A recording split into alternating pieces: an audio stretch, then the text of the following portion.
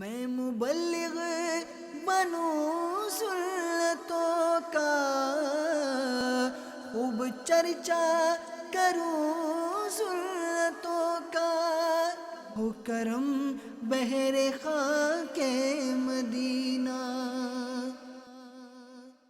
الحمدللہ رب العالمین، والصلاة والسلام علی سید الانبیاء والمرسلین، اما بعد فاعوذ باللہ من الشیطان الرجیم، بسم اللہ الرحمن الرحیم۔ الصلاة والسلام علیک یا رسول اللہ وعلى آلك وأصحابك يا حبيب الله۔ الصلاة والسلام عليك يا نبي الله وعلى آلك وأصحابك يا نور الله۔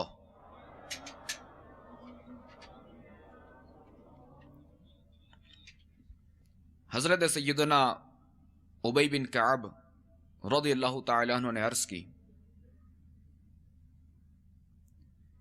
کہ میں سارے ورد وظیفے چھوڑ دوں گا اور اپنا سارا وقت درود خوانی میں صرف کروں گا۔ تو رسول اللہ صلی اللہ تعالی علیہ وآلہ وسلم نے فرمایا، یہ تمہاری فکریں دور کرنے کے لیے کافی ہوگا اور تمہارے گناہ معاف کر دیے جائیں گے۔ کیوں کہوں بے کس ہوں میں، کیوں کہوں بے بس ہوں میں، تم ہو میں تم پہ فدا، تم پہ کروڑوں درود۔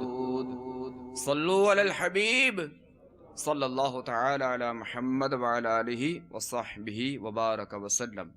صلاة و سلاما علیک یا سیدی یا سیدی یا مکی یا مدنی یا عربی یا قرشی یا ہاشمی یا مطلبی یا رسول اللہ۔ حضرت سیدنا حسین انصاری رضی اللہ تعالی عنہ فرماتے ہیں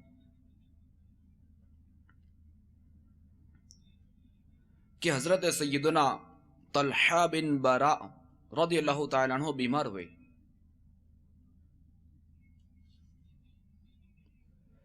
تو رسول اللہ صلی اللہ تعالی علیہ وآلہ وسلم ان کی عیادت کے لیے تشریف لائے۔ حالانکہ سردی کا موسم تھا اور آسمان پر بادل چھائے ہوئے تھے۔ ہمارے آقا صلی اللہ تعالی علیہ وآلہ وسلم نے واپسی پر حضرت طلحہ رضی اللہ تعالی عنہ کے گھر والوں سے فرمایا کہ اب ان کا آخری وقت معلوم ہوتا ہے، مجھے خبر کر دینا کہ میں ان کی نماز جنازہ پڑھوں۔ رسول اللہ صلی اللہ تعالی علیہ وآلہ وسلم محلہ بنی سالم تک پہنچے تھے کہ ان کا انتقال ہو گیا۔ حضرت طلحہ رضی اللہ تعالی عنہ نے حضرت طلحہ رضی اللہ تعالی عنہ نے رات شروع ہونے پر اپنے گھر والوں کو وصیت کر دی تھی کہ جب میں مروں تو مجھے دفن کر دینا، اور رسول اللہ صلی اللہ تعالی علیہ وآلہ وسلم کو نہ بلانا۔ کیوں؟ مجھے غیر مسلموں سے اندیشہ ہے کہ رسول اللہ صلی اللہ تعالی علیہ وآلہ وسلم کو میرے سبب سے کوئی تکلیف نہ پہنچا دیں۔ ان کی محبت تھی، ان کا عشق تھا۔ چنانچہ حضرت طلحہ رضی اللہ تعالیٰ عنہ کے گھر والوں نے ایسا ہی کیا کہ ہمارے آقا علیہ الصلوۃ والسلام کو خبر نہ دی۔ صبح نبی کریم صلی اللہ تعالی علیہ وآلہ وسلم کو خبر ہوئی تو پیارے آقا صلی اللہ تعالی علیہ وآلہ وسلم حضرت طلحہ رضی اللہ تعالی عنہ کی قبر مبارک پر تشریف لائے۔ صحابہ کرام علیہم الرضوان نے صف بنائی، پھر آپ علیہ الصلوۃ والسلام نے ہاتھ اٹھا کر دعا کی، اے اللہ پاک طلحہ سے تیری ملاقات اس حال میں ہو کہ وہ مسکراتے ہوں۔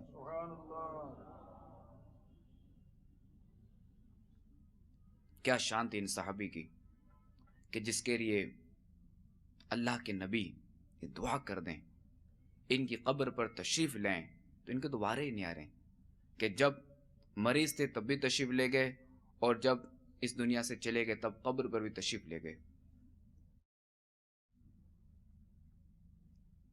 تو میٹھے میٹھے اسلامی بھائیوں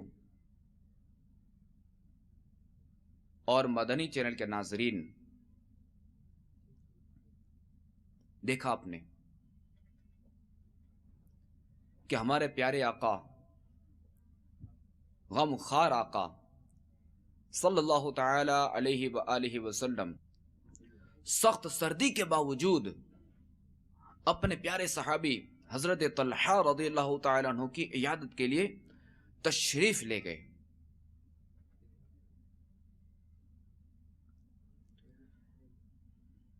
اور پھر ان کے انتقال کے بعد ان کی قبر پر جا کر بھی دعائے مغفرت کی، جیسا کہ ابھی ہم نے سنا۔ لیکن افسوس کہ جہاں ہم فی زمانہ دیگر سنتوں سے دور ہیں، دیگر چیزوں سے دور ہیں، دیگر اچھی باتوں سے دور ہیں،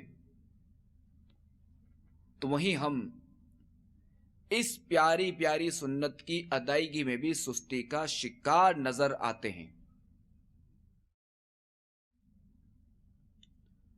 دنیاوی مال اور دولت کے حصول میں مگن ہو کر ہم یہ بھول گئے کہ مسلمان آپس میں بھائی بھائی ہیں۔ ہم یہ بھول گئے ہیں کہ ایک حقیقی مسلمان آپس کے دکھ درد میں شریک ہوتے ہیں۔ ہم یہ بھول گئے ہیں کہ ایک حقیقی مسلمان اپنے بیمار، تنگ دست و پریشان حال بھائی کی مدد کرنے والا ہوتا ہے۔ آج ہماری حالت کو نہ جانے کیا ہو گیا ہے کہ سگے بہن بھائیوں میں محبت ختم ہوتی جا رہی ہے۔ بھائی، سگا بھائی اگر بستر مرگ پر سانسیں لے رہا ہوتا ہے، آخری سانسیں لے رہا ہوتا ہے، اور دوسرا بھائی پرانے لڑائی جھگڑوں کو بنیاد بنا کر اس اپنے بھائی سے جو کہ ابھی دنیا سے جا رہا ہے، اب اس کی آخری سانسیں ہیں، یہ اس سے ملنے نہیں آتا، اور بس پرانے لڑائی جھگڑے جو وہ ان کو بنیاد بناتا ہے۔ اللہ ہمارے حال پر رحم فرمائے۔ پہلے کیا ہوتا تھا؟ پہلے یہ ہوتا تھا کہ اگر دو مسلمان بھائی آپس میں لڑ رہے ہوتے تھے تو کوئی تیسرا فرد ان کو چھڑاتا تھا کہ اب نہ لڑو، یعنی بس کسی بھی ترکیب سے ان کو الگ کر دیتا تھا کہ لڑائی مت کرو، ہاتھا پائی مت کرو، اس طرح مت کرو۔ مگر افسوس، ہماری بدقسمتی ہے کہ آج ہمارا ماحول تبدیل ہو چکا ہے، کہ آج ہماری نوبت یہاں تک پہنچ چکی کہ اگر دو مسلمان بھائی لڑ رہے ہوتے ہیں تو تیسرا بجائے ان کو چھڑائے، بجائے ان کی لڑائی ختم کرنے، وہ ان کی مووی بنا رہا ہوتا ہے، ان کی ویڈیو بنا رہا ہوتا ہے تاکہ وہ سوشل میڈیا پر وائرل کرے کہ بھائی ماں بدولت نے ایک بڑا کارنامہ انجام دیا کہ رنگے ہاتھوں دو بھائی لڑ رہے تھے تو ان کی اس نے بھائی ویڈیو شیئر کر دی۔ کسی کا ایکسیڈنٹ ہو جائے، حادثہ ہو جائے، ایکسیڈنٹ ہو جائے تو بجائے اس کے کہ کوئی اسے اسپتال لے کر جائے، افسوس حالت یہ ہے کہ اسپتال لے جانے کے بجائے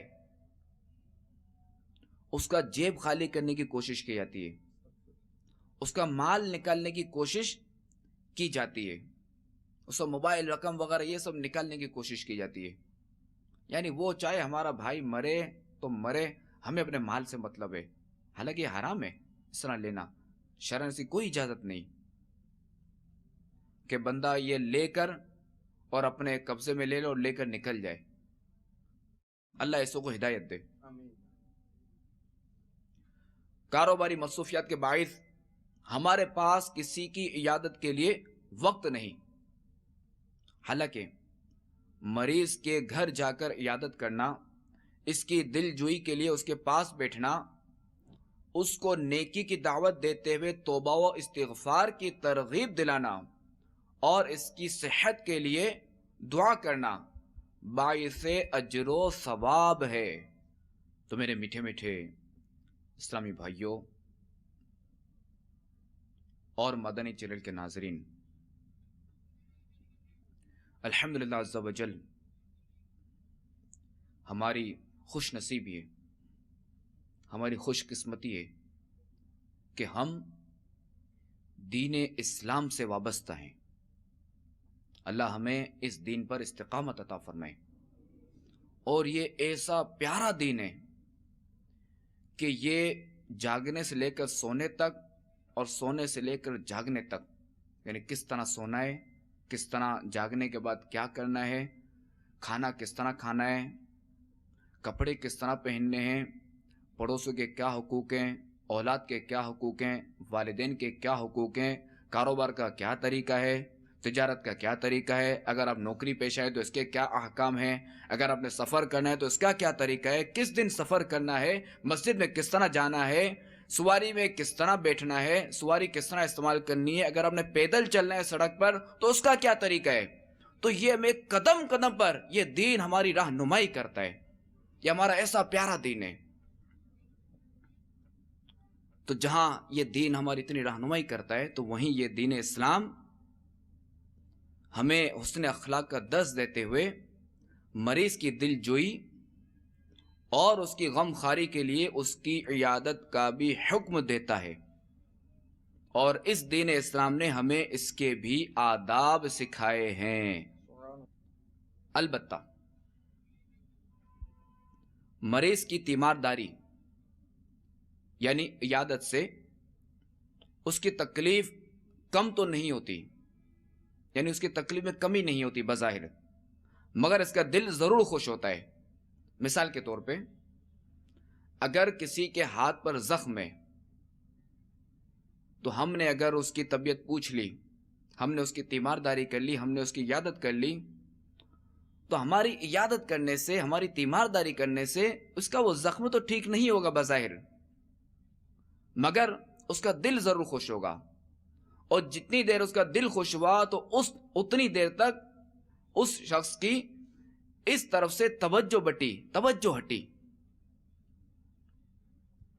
تو یوں جو ہے وہ اس کی تکلیف دور نہیں ہوتی، مگر یہ ہے کہ اس کا دل ضرور خوش ہوتا ہے.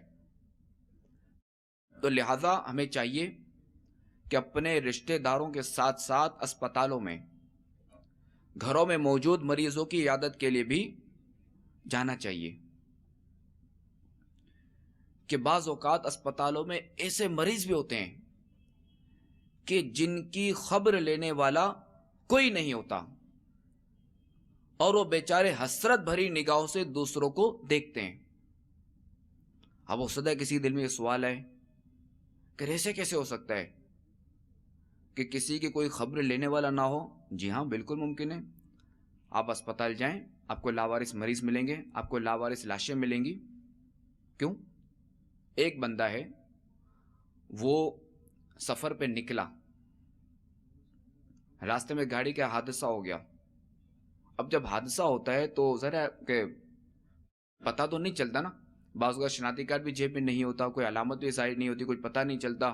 تو اب اس کو جو ہے وہ فوری کسی اسپتال میں منتقل کر دیا جاتا ہے. اب ادھر اس کے گھر والے پریشان ہو رہے ہوتے ہیں، ادھر مریض پریشان ہو رہا ہوتا ہے کہ میں ادھر ایڑیاں رگڑ رہا ہوں، اور اس کے گھر والے بیچارے پریشان ہوتے، پتہ نہیں ہمارے بیٹے کا کیا ہو گیا، پتہ نہیں کہاں ہے، وہ کہاں غائب ہو گیا. تو یہ ظاہر ہے کہ اس طرح کے واقعات ہوتے ہیں. تو اس طرح ایسے مریض ہوتے ہیں کہ جو بیچاریوں پریشان حال ہوتے ہیں، ان کی کوئی اس بنا پر کوئی خبر گیری کرنے والا نہیں ہوتا، اور وہ بیچارے حسرت بھری نگاہوں سے دوسروں کو دیکھتے ہیں، اور زبان حال سے گویا کہ یہ کہہ رہے ہوتے ہیں کہ کاش ہماری بھی کوئی عیادت کے لیے آتا اور ہمارا حال دریافت کرتا، کاش کوئی ہمارے ساتھ بھی ہمدردی سے پیش آتا اور ہماری صحت یابی کے لیے دعا کرتا. تو ایسے موقع پر یا جب بھی وقت ملے تو اچھی اچھی نیتوں کے ساتھ ایک دن مقرر کر کے ان مریضوں کی عیادت کرنی چاہیے۔ آئیے مریض کی عیادت پر مشتمل 2 فرامین مصطفیٰ سنتے ہیں۔ اللہ ہمیں اخلاص کے ساتھ اس پر عمل کرنے کی سعادت دے۔ رسول اللہ صلی اللہ تعالی علیہ وآلہ وسلم نے ارشاد فرمایا، جو کسی مریض کی عیادت کرتا ہے یا اللہ پاک کی رضا کے لیے اپنے کسی اسلامی بھائی سے ملنے جاتا ہے تو ایک پکارنے والا اسے مخاطب کرتے ہوئے کہتا ہے کہ خوش ہو جا، کیونکہ تیرا یہ چلنا مبارک ہے اور تو نے جنت میں اپنا ٹھکانہ بنا لیا ہے۔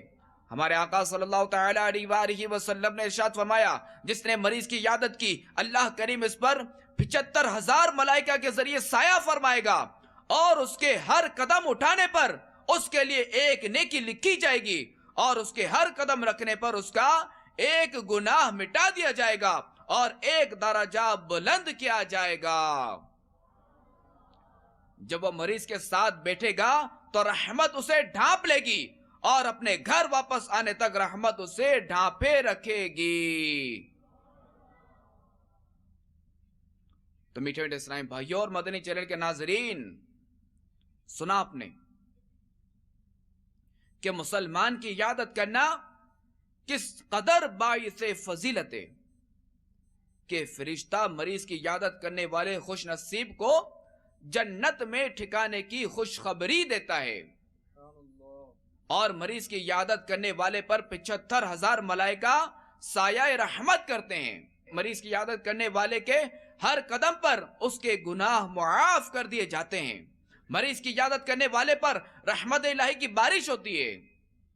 تو لہذا جب کسی بیمار کی عیادت کے لیے جانا ہو تو خیریت پوچھنے کے لیے خندہ پیشانی کے ساتھ انتہائی شفقت بھرا لہجہ اختیار کریں اور اس کی صحت یابی کے لیے دعا بھی کریں کہ حضرت سیدنا عبداللہ بن عباس رضی اللہ تعالیٰ عنہ فرماتے ہیں کہ رسول اللہ صلی اللہ تعالیٰ علیہ وآلہ وسلم جب کسی مریض کی عیادت کے لیے تشریف لے جاتے تو فرماتے لا بأس طہور انشاءاللہ تعالی، یعنی کوئی حرج کی بات نہیں، انشاءاللہ یہ مرض گناہوں سے پاک کرنے والا ہے۔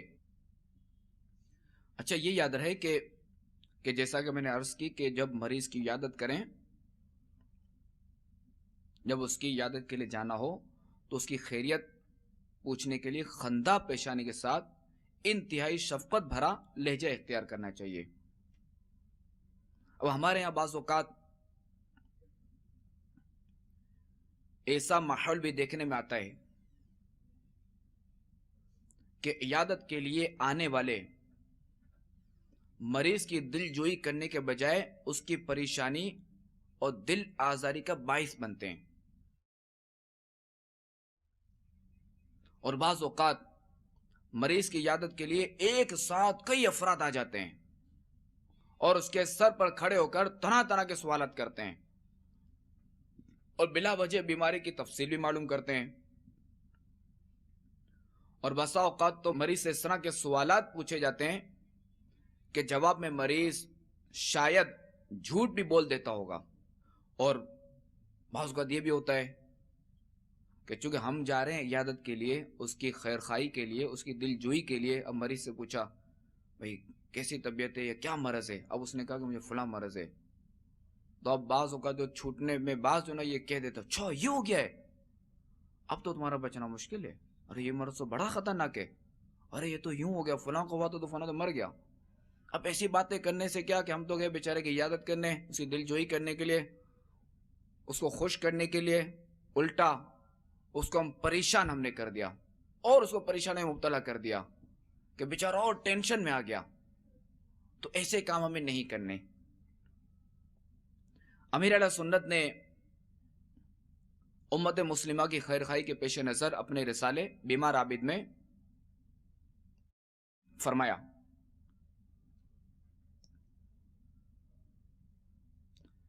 کہ اگر کسی مریض کی عیادت کرنے والی سنت عظیمہ پر عمل کرنے کی سعادت حاصل کریں تو مریض کو جھوٹ بولنے کی آفت میں مبتلا کرنے کا سبب نہ بنے اور خود مریض کو بھی چاہیے کہ جھوٹ سے کام لینے کے بجائے سچ کا دامن تھامے رہے.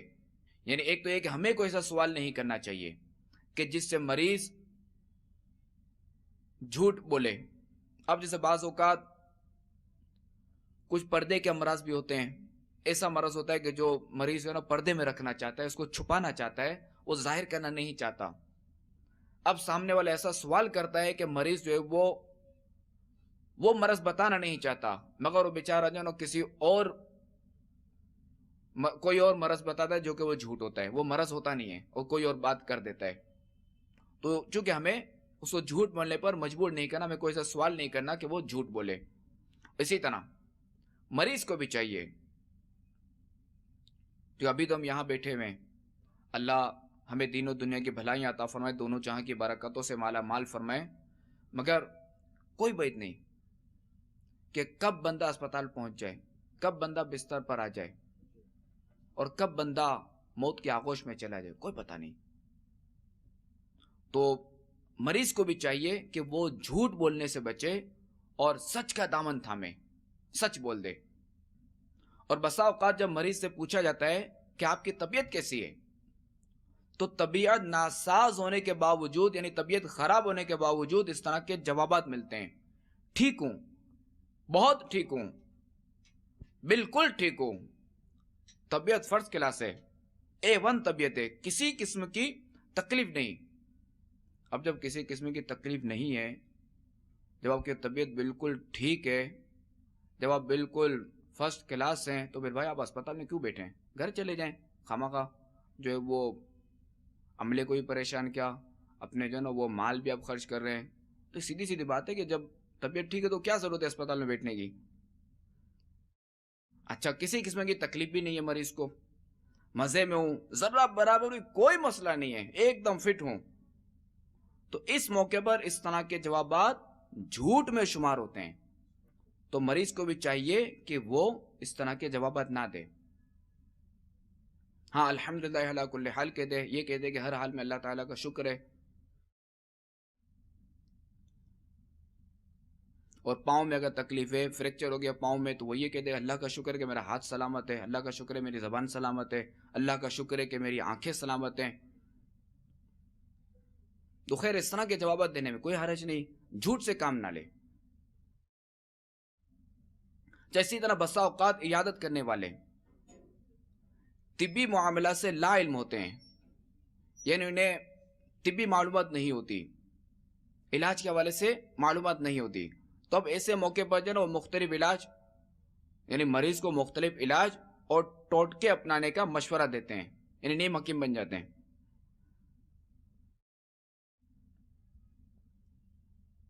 اور بعض اوقات فضول سوالات اور بچوں کے شور شرابے سے مریض کو بیزار کر دیتے ہیں. حالانکہ عیادت کرتے وقت مریض کی کیفیت کا خیال رکھنا بے حد ضروری ہے. اگر یہ محسوس ہو جائے کہ ہماری موجودگی مریض کے لیے تکلیف کا باعث بن رہی ہے, تو جلدی اٹھ جانا چاہیے, جلدی وہاں سے چلے جانا چاہیے. کہ فرمان مصطفیٰ صلی اللہ تعالی علیہ وآلہ وسلم میں افضل العیادہ سرعت القیام, یعنی بہترین عیادت جلد اٹھ جانا ہے. تو لہذا جب بھی کسی مریض کے پاس جائیں تو اس کے ساتھ خوش اخلاقی سے پیش آئیں, ایسی باتیں کریں کہ اس کا حوصلہ بلند ہو اور رحمت الہی پر اس کی امید مضبوط ہو, اور بیماری میں صبر و شکر کرنے کے فضائل بتائیں, تاکہ مریض اپنے رب کریم عز و جل کی طرف سے آنے والی اس آزمائش پر صبر کرتے ہوئے اجر و ثواب کمانے میں کامیاب ہو سکے. اور موقع کی مناسبت سے ہو سکے تو مریض سے اچھی اچھی نیتیں کروائیں. مثلا صحت یاب ہونے کی صورت میں نماز پنج گانا, یعنی پانچوں وقت کی نماز پابندی جماعت کے ساتھ ادا کروں گا. دوران بیماری بھی نماز قضا نہیں ہونے دوں گا. کسی بھی مصیبت یا بیماری پر صبر کرنے کے بڑے فضائل ہیں. آئیے اس سے متعلق بھی دو فرامین مصطفیٰ سنتے ہیں۔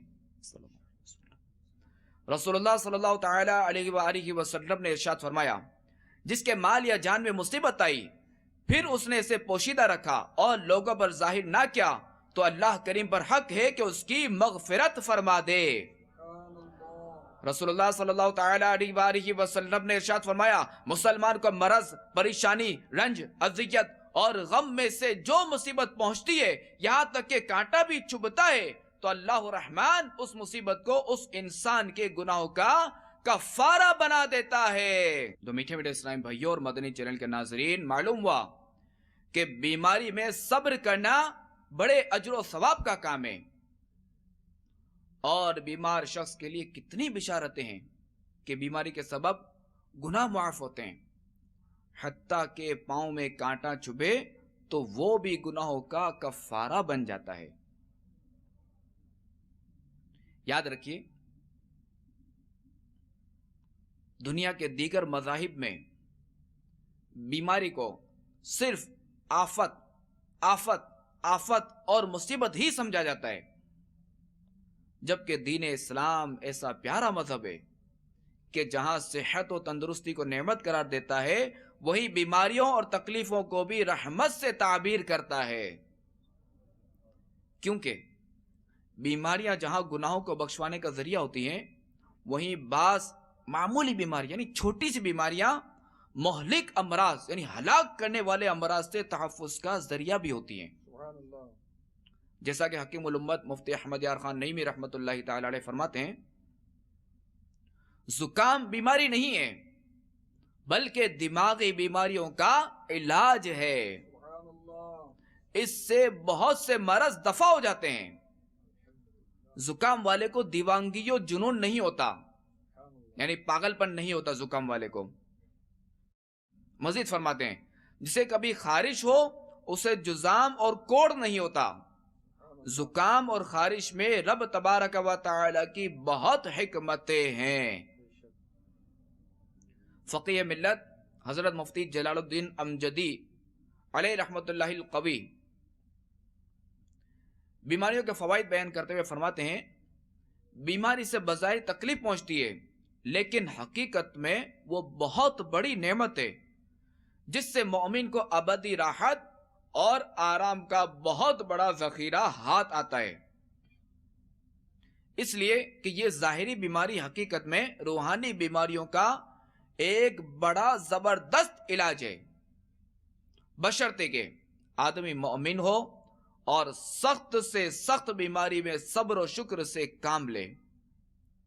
اگر صبر نہ کرے بلکہ جزع و فضا یعنی رونا پیٹنا کرے تو بیماری سے کوئی حقیقی فائدہ نہ پہنچے گا، یعنی ثواب سے محروم رہے گا۔ یعنی بیمار ہوا رونا پیٹنا کیا، صبر نہ کیا تو اس سے حقیقی فائدہ حاصل نہیں ہوگا، یعنی حقیقی فائدہ کیا، ثواب، تو یہ بندہ ثواب سے محروم ہوگا۔ اور یاد رکھیے کہ جب کوئی بیماری یا تکلیف آئے تو بے صبری اور شکوہ و شکایت کرنے، چیخنے چلانے اور ہر ایک کو بتانے سے مرض تو نہیں جاتا، مرض تو وہیں کا وہیں کھڑا ہے، بلکہ صبر کے ذریعے ملنے والا اجر عظیم یہ ضائع ہو جاتا ہے۔ تو لہذا بیماری میں صبر کا دامن ہرگز نہیں چھوڑنا چاہیے، اور یوں اپنا ذہن بنائیے کہ انسان کی ہمیشہ ایک جیسی حالت نہیں رہتی، یہ ذہن بنائیے۔ اگر کوئی بیمار ہے تو جلد صحت یاب بھی ہو جاتا ہے، کبھی کوئی غم پہنچتا ہے تو اس کے بعد کئی خوشیاں بھی نصیب ہوتی ہیں، تنگ دستی کے بعد خوشحالی بھی اس کا مقدر بنتی ہے۔ لیکن مسلمان کو ہر حال میں صبر و شکر کے ساتھ رضائے الہی پر راضی رہتے ہوئے زندگی بسر کرنی چاہیے۔ آئیے رب تبارک و تعالی کی بارگاہ میں دعا کرتے ہیں۔ میرے مولا تو خیرات دے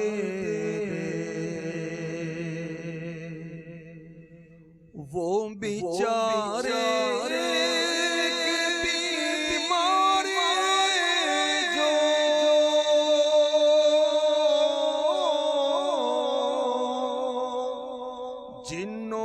جادو سے بیزار جو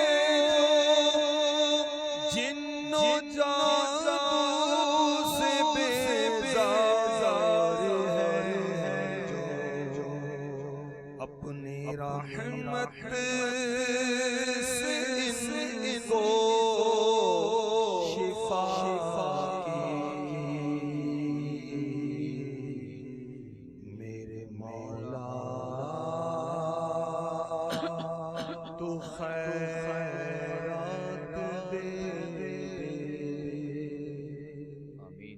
وہ کہ آفات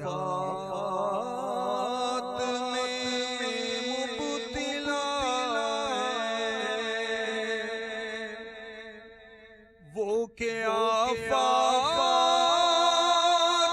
میں مبتلا ہے، جو گرفتار جو بلا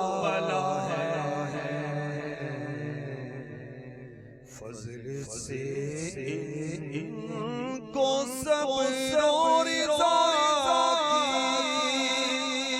فضل سے ان کو صبر اور رضا کی، میرے مولا تو خیرات دے۔ آمین صلو علی الحبیب صلی اللہ تعالی علی محمد وعلی آلہ وصحبہ وبارک وسلم۔ میٹھے میٹھے اسلامی بھائیوں اور مدنی چینل کے ناظرین، بسا اوقات عیادت کے لیے کسی ایسے مریض کے پاس بھی جانا ہوتا ہے جس میں موت کی علامات پائی جاتی ہیں اور اس پر نزع کا عالم طاری ہوتا ہے، اور ایسا لگتا ہے کہ بس کچھ ہی دیر میں اس بیچارے کی روح نکل جائے گی۔ تو ایسے میں یعنی اپنے دوست کی یہ حالت ہو، اپنے رشتہ دار کی یہ حالت ہو، اپنے قریب عزیز کی یہ حالت ہو، تو ایسے میں رونے پیٹنے کے بجائے صبر سے کام لیتے ہوئے یہ ذہن بنانا چاہیے کہ جو بھی اس دنیا میں آیا ہے اس سے ایک دن یہاں سے جانا بھی ہے، بلکہ اس کی طرح ہمیں بھی ایک دن مرنا ہوگا اور اس کے بعد والے مراحل سے گزرنا ہوگا۔ یاد رکھیے کہ جس پر نزع کا عالم طاری ہو اس کا ایک ایک لمحہ ہمیں بھی موت کی یاد دلاتا ہے، لیکن ہم اپنی موت کو بھلائے نہ جانے کون سی کل کے انتظار میں مطمئن بیٹھیں کہ جس میں گناہوں سے توبہ کریں گے، اپنی بدعمالیاں چھوڑ کر نیکیاں شروع کریں گے۔ ہر روز اٹھتے ہوئے جنازے نہ جانے کیوں ہمیں غفلت سے جھنجھوڑ کر نہیں جگاتے۔ حضرت سیدنا منصور بن عمار رحمت اللہ تعالی علیہ نے ایک نوجوان کو نصیحت کرتے ہوئے فرمایا، اے نوجوان، تجھے تیری جوانی دھوکے میں نہ ڈالے۔ کتنے ہی نوجوان ایسے تھے جنہوں نے توبہ میں تاخیر کی اور لمبی لمبی امیدیں باندھ لی، موت کو بھلا کر یہ کہتے رہے کہ کل توبہ کر لیں گے، پرسوں توبہ کر لیں گے، یہاں تک کہ اسی غفلت کی حالت میں ملک الموت علیہ السلام آ گئے اور وہ قبر میں جا پڑے۔ تو یاد رکھیے کہ نزع کا وقت بڑا ہی کٹھن ہوتا ہے۔ جو اس کیفیت سے گزرتا ہے وہی اس کی سختیوں کو محسوس کر سکتا ہے۔ اگر مردہ قبر سے نکل کر دنیا والوں کو موت کی تکلیف کی کیفیت بتا دے تو ان کی زندگی کا چین و سکون برباد ہو جائے۔ نزع کی سختیوں کا تذکرہ کرتے ہوئے حضرت سیدنا شداد بن اوس رضی اللہ تعالیٰ عنہ فرماتے ہیں، مومن پر دنیا و آخرت میں موت سے بڑھ کر کوئی ہولناک چیز نہیں ہے کہ اس کی تکلیف آروں کے چیرنے، کینچیوں کے کاٹنے اور ہانڈیوں میں ابالے جانے سے بھی بڑھ کر ہے۔ اگر کوئی مردہ قبر سے نکل کر دنیا والوں کو موت کے بارے میں بتائے تو وہ لوگ زندگی سے کوئی نفع نہ اٹھا سکے اور نہ ہی نیند میں سکون پائیں۔ میرے میٹھے میٹھے اسلامی بھائیوں اور مدنی چینل کے ناظرین، سنا آپ نے کہ موت کا جام کیسا کڑوا ہے کہ جو نہ چاہتے ہوئے بھی ہر ایک کو پینا پڑتا ہے، اور نزا کا وقت ایسا نازک ہوتا ہے کہ اس میں ایک طرف تو موت کی یہ آزمائشیں اور دوسری طرف شیطان لعین کے حملے، کیونکہ شیطان موت کے وقت ایمان چھیننے کے لیے طرح طرح کے ہتھ کنڈے استعمال کرتا ہے، حتیٰ کہ ماں باپ کا روپ دھار کر بھی بعضوں کے ایمان پر ڈاکہ ڈالتا ہے اور غیر مسلموں کو درست ثابت کرنے کی کوشش کرتا ہے۔ ایسے موقع پر اللہ الرحمن کا جس پر خاص کرم و احسان ہوتا ہے، وہ شیطان کے ہاتھوں اپنا ایمان بچانے میں کامیاب ہو جاتا ہے۔ تو ایسی حالت میں دین اسلام نے ہمیں ایک مسلمان کے ساتھ خیر خواہی کرنے کا حکم دیا ہے، اور روح نکلنے سے پہلے اور بعد میں کن باتوں کا خیال رکھنا چاہیے، آئیے اس بارے میں چند اہم مدنی پھول سنتے ہیں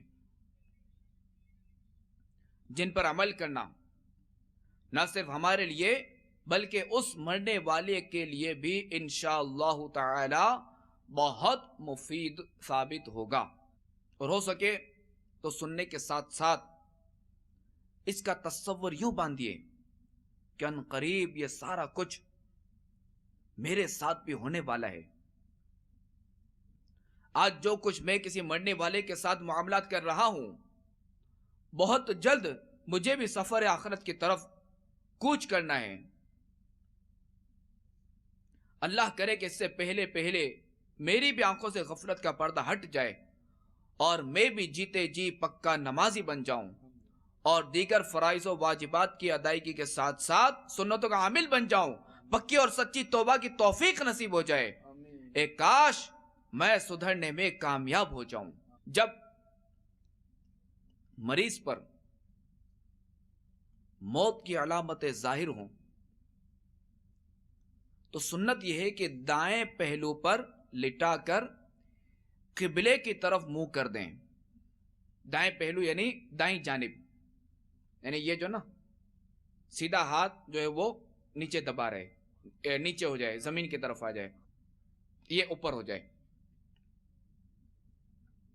اچھا، اس طرح کرنے میں مریض کو اگر تکلیف ہو تو اب ایسا نہیں کرنا، اس طرح نہیں کرنا۔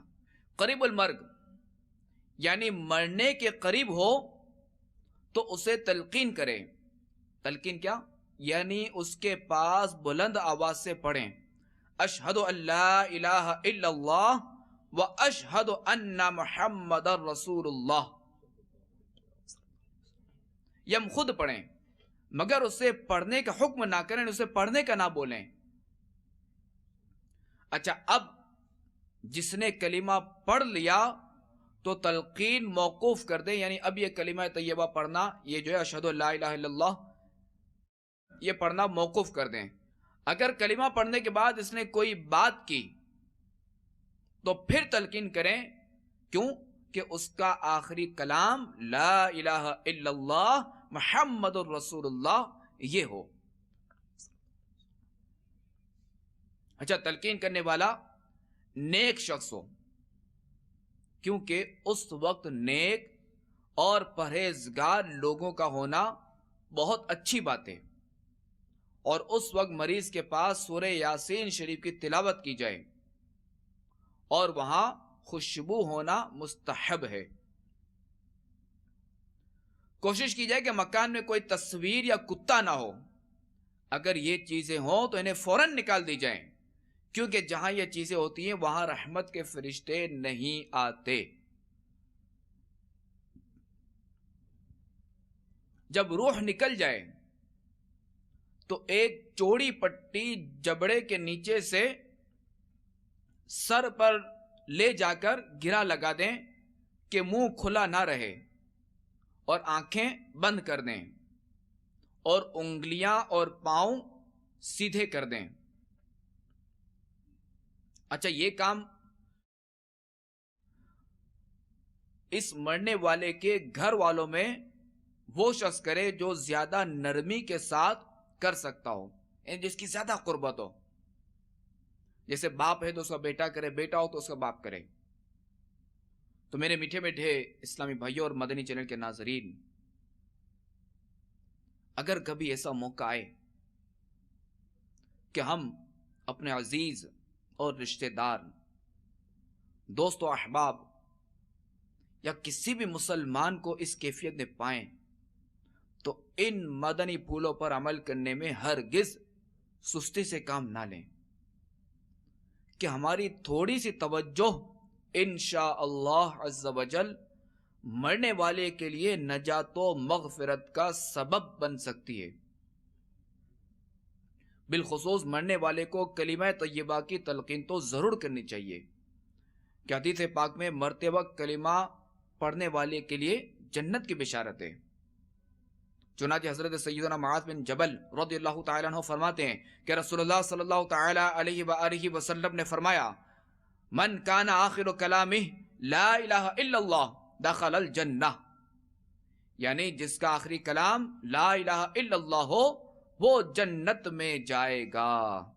حکیم الامت مفتی احمد یار خان نعیمی رحمۃ اللہ تعالی علیہ اس حدیث پاک کے تحت فرماتے ہیں، اگرچہ عمر بھر کلمہ پڑھتا رہا لیکن مرتے وقت کلمہ ضرور پڑھنا چاہیے کہ اس کی برکت سے بخشش ہوگی. تو معلوم ہوا کہ جب بھی کسی مسلمان کا آخری وقت آئے تو اس کے پاس موجود لوگ کلمہ طیبہ پڑھیں، اللہ کا ذکر کریں اور قرآن کریم کی تلاوت کریں تاکہ اس کو بھی کلمہ پڑھنا یاد آ جائے. اور جن لوگوں کو موت کی سختیوں کے باوجود کلمہ طیبہ پڑھنا نصیب ہوتا ہے اور اسی حالت میں ان کی روح نکل جاتی ہے تو ایسے افراد بڑے خوش نصیب ہوتے ہیں. اچھا یہ یہاں عرض کر دوں کہ کسی کے انتقال کے وقت تلقین کرنے کے باوجود بھی اس نے کلمہ طیبہ نہ پڑھا تو ہم یہ نہیں کہہ سکتے کہ اس کا خاتمہ ایمان پر نہیں ہوا، یہ ہم نہیں کہہ سکتے. اللہ تعالی ہمیں مرتے وقت کلمہ طیبہ نصیب کرے، ہمارا ایمان سلامت رکھے، ہمارا خاتمہ بالخیر فرمائے. اللہ تعالی ہمیں مدینہ منورہ میں شہادت عطا فرمائے، جنت البقیع ہمارا مدفن بنائے اور جنت الفردوس میں اپنے پیارے محبوب صلی اللہ تعالی علیہ وآلہ وسلم کا پڑوس نصیب فرمائے. آمین بجاہ النبی الامین صلی اللہ تعالی علیہ وآلہ وسلم. آئیے دعوت اسلامی کی مرکزی مجلس شورا کے مرحوم نگران حاجی محمد مشتاق اتاری علیہ رحمۃ اللہ الوالی کے حوالے سے سنتے ہیں کہ آپ رحمۃ اللہ تعالی علیہ کچھ عرصے بیمار رہے اور اسی بیماری میں آپ نے انتقال فرمایا. آخری وقت میں جو اسلامی بھائی حاجی مشتاق کے پاس موجود تھے ان کا کہنا ہے کہ رات کے وقت حاجی مشتاق کی طبیعت بگڑنے اور حالت غیر ہونے لگی تو آپ نے ارشاد فرمایا کہ میرا رخ قبلے کی سمت کر دو. چنانچہ آپ کے حکم کے مطابق آپ کا رخ قبلے کی جانب کر دیا گیا. آپ آنکھیں بند کیے درود و سلام اور کلمہ طیبہ کا ورد کرنے لگے. کافی دیر تک آپ اسی طرح ذکر و درود میں مصروف رہے. پھر بلند آواز سے کلمہ طیبہ یعنی لا الہ الا اللہ محمد رسول اللہ پڑھتے پڑھتے آپ پر نزعہ کا عالم طاری ہوا اور اس کے کچھ دیر کے بعد آپ کی روح اس فانی دنیا سے عالم بالا کی طرف پرواز کر گئی. خدایا برے خاتمے سے بچانا، پڑھوں کلمہ جب نکلے دم یا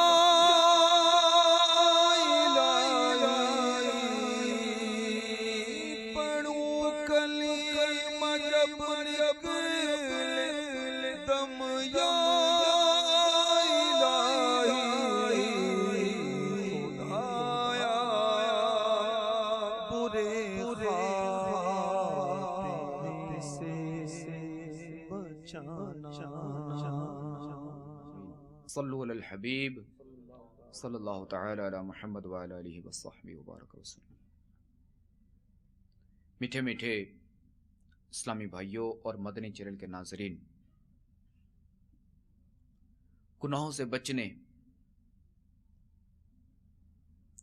سنت کا پابند بننے اور مسلمانوں کی دل جوئی کرنے جیسی صفات کو اپنانے کے لیے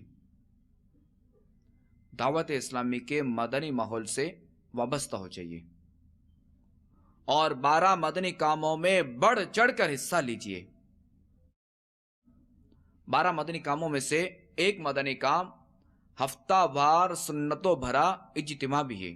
الحمدللہ عز و جل اس مدنی کام کے بے شمار دنیاوی اور اخروی فوائد ہیں۔ مثلا ہفتہ وار سنتوں بھرے اجتماع کی برکت سے مسجد کی حاضری کی سعادت حاصل ہوتی ہے، اور جب ہم نے اعتکاف کی نیت کر لی تو جب تک مسجد میں رہیں گے تو ہمیں اعتکاف کا ثواب بھی ملتا رہے گا۔ ہفتہ وار سنتوں پر اجتماع کی برکت سے مسلمانوں سے ملاقات اور سلام کی سنت عام ہوتی ہے۔ ہفتہ وار سنتوں پر اجتماع کی برکت سے علم دین سے مالا مال قیمتی مدنی پھول امت مسلمہ تک پہنچائے جاتے ہیں۔ ہفتہ وار سنتوں پر اجتماع بے نمازیوں کو نمازی بنانے میں بہت معاون ہوتا ہے۔ ہفتہ وار سنتوں پر اجتماع کی برکت سے دعوت اسلامی کے مدنی ماحول کی تشہیر اور نیک نامی ہوتی ہے۔ ہفتہ وار سنتوں پر اجتماع میں مانگی جانے والی دعائیں قبول ہوتی ہیں۔ اس کے بھی واقعات ہیں۔ اس کے علاوہ صحابہ کرام علیہم الرضوان اور اولیاء کرام کی سیرت مبارکہ پر سنتوں بھرے بیانات ہوتے ہیں، اور جو خوش نصیب عاشقان رسول ہفتہ وار سنتوں بھرے اجتماع میں شرکت کرتے ہیں، امیر اہل سنت دامت برکاتہم العالیہ ان کو یوں دعائے مدینہ سے نوازتے ہیں۔ جو پابند ہے اجتماعات کا بھی، جو پابند ہے اجتماعات کا بھی، میں دیتا ہوں اس کو دعائے مدینہ، میں دیتا ہوں اس کو دعائے مدینہ۔ صلو علی الحبیب صلی اللہ تعالی علی محمد وعلی آلہ وصحبہ وبارک وسلم۔ آئیے بطور ترغیب ہفتہ وار سنتوں بھرے اجتماع میں حاضری کی ایک مدنی بہار سنیے اور اجتماع میں پابندی کے ساتھ حاضر ہونے کی نیت کیجیے۔ چنانچہ مرکز الاولیاء کے اسلامی بھائی گناہوں کی وادیوں میں گم تھے۔ ان کے اسکول کے زمانے میں ایک اسلامی بھائی اکثر ان کے بڑے بھائی سے ملنے آیا کرتے تھے۔ ایک دن انہوں نے دعوت اسلامی کے ہفتہ وار سنتوں بھرے اجتماع کی دعوت پیش کی۔ یہ ان کی دعوت پر سنتوں بھرے اجتماع میں جا پہنچے۔ انہیں بہت اچھا لگا، لہذا انہوں نے پابندی سے جانا شروع کر دیا۔ الحمدللہ عز و جل اس کی برکت سے انہوں نے نمازوں کی پابندی شروع کر دی، امامہ شریف بھی سجا لیا، جس پر گھر کے بعض افراد نے سختی کے ساتھ مخالفت کی، مگر مدنی ماحول کی کشش اور عاشقان رسول کا حسن سلوک انہیں دعوت اسلامی سے مزید قریب تر کرتا چلا گیا۔ مکتبۃ المدینہ سے جاری ہونے والے سنتوں بھرے بیانات کی کیسٹیں سننے سے ڈھارس بندی اور حوصلہ ملتا چلا گیا۔ الحمدللہ عز و جل آہستہ آہستہ ان کے گھر کے اندر بھی مدنی ماحول بن گیا۔ اے بیماری عیسیاں جایا پر، اے بیماری عیسیاں تو آ جایا پر، گناہوں کی دیگا دوا مدنی ماحول، گناہوں کی دیگا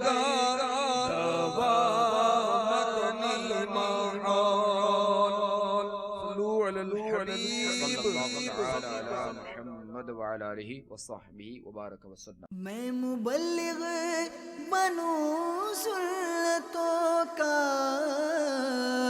خوب چرچا کروں سنتوں کا ہو کرم بہر خاک مدینہ.